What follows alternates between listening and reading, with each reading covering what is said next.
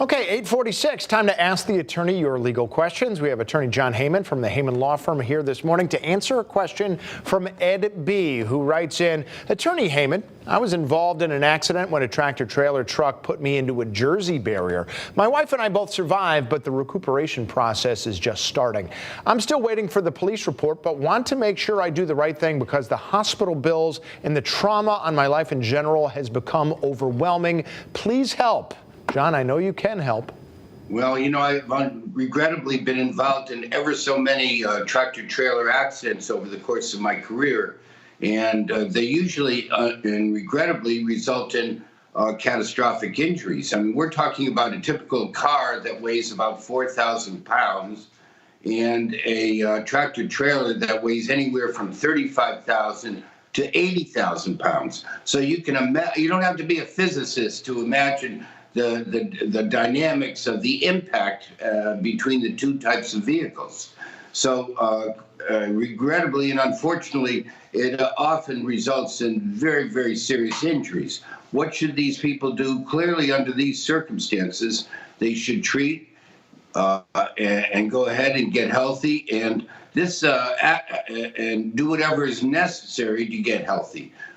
Don't worry about getting back to work in a hurry or in a rush, because when we take into account the value of your claim, or any lawyer does, they take into account lost wages as part of the instance.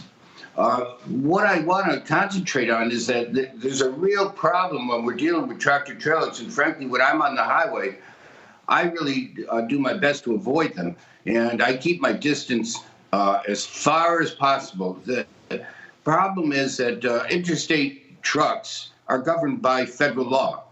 And under federal law, there are certain specifics that are permitted.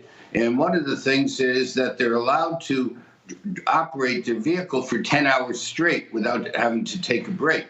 Now, this oftentimes results in exhaustion, obviously. I mean, imagine sitting behind the wheel of a tractor trailer.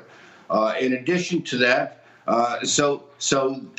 exhaustion really is the primary cause of accidents involving tractor trailers.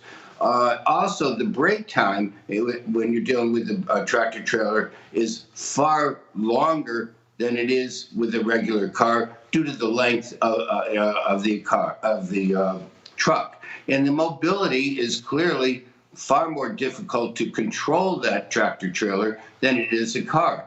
So we would have the truck inspected. Under federal law, that truck would also be inspected. And the good news is that under federal law, they demand that trucks have an absolute minimum based upon what the nature of what they're carrying of $750,000 of insurance. But that's a minimum. Right. And if it's a larger load, it's $5 million minimum. So in that respect, there's good news at the other end, because typically there's insufficient insurance. Well, that is in this good. case. Yeah.